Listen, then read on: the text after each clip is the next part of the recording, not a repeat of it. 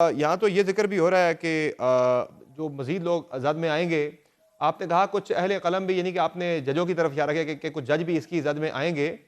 तो कितने जजेस इसकी ज़द में आ सकते हैं?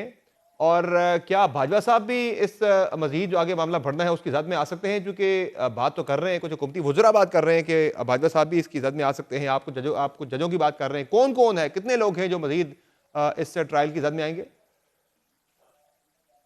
देखिए, अरले तरल्ले तो बहुत सारे होंगे, लेकिन जहाँ तक बाजवा साहब की आपने बात की है, तो बाजवा साहब की इनकॉम्पिटेंस और नाअहली तो बिल्कुल है।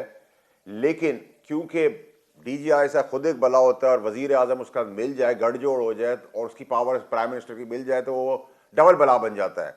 लेकिन बाजवा साहब की नाअहली और इनकॉम्पिटेंस को तो आप बिल्कुल कहेंगे कि नेग्लिजेंस भी है, इनकॉम्पिटेंस भी है। और बाजवा साहब नहीं चाहते थे कि चीफ ऑफ आर्मी स्टाफ जो आज के हैं जनरल आसिम मुनीर साहब वो बने, इसमें भी क्लैरिटी रखें। लेकिन वो बच इसलिए गए कि जब उनको पता चला और बहुत देर हो चुकी थी, तो उन्होंने इंटरवीन किया as chief of army staff Bajwa साहब ने कि फैज़ को हटाया जाए, और उस हटाने के अंदर ये मैच पड़ गया। तो वो इस वजह से वो डिस्कनेक्ट हो जाते हैं, क्योंकि अगर वो इसको हटाने की बात नहीं करते तो वो भी इसके अंदर फंस जाते हैं। तो वो अब उनकी किस्मत अच्छी थी या टाइमिंग जैसी थी यू आर सेइंग कि कि वो इस जनरल मामले में बाजवा इज़ डिस्कनेक्ट हो गए। क्लियर, उनके बारे में कुछ भी नहीं है। चूँकि मियाँ नवाज़ शरीफ भी कई मुकामात पर उनके हवाले से बात करते आए हैं कि उनका हिसाब-किताब होना चाहिए, इशारा उनकी तरफ करते हैं। नून लीग के कुछ लोग भी इशारा कर रहे हैं उनकी तरफ, लेकिन आप कह रहे हैं कि ही इज़ क्लियर, उनके ऊपर कुछ भी नहीं आएगा ऐसा मामला।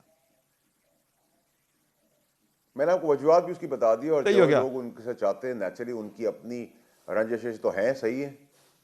और जुडिशरी की आपने बात की, कितने जज इसकी ज़द में आ सकते हैं कानून की पकड़ में? देखिए समर साहब, मैं आप लोगों से इतना सीख गया हूं कि हर चीज़ एक दफ़ा में नहीं बताता। सही है। बताता हूं आहिस्ता आहिस्ता करके।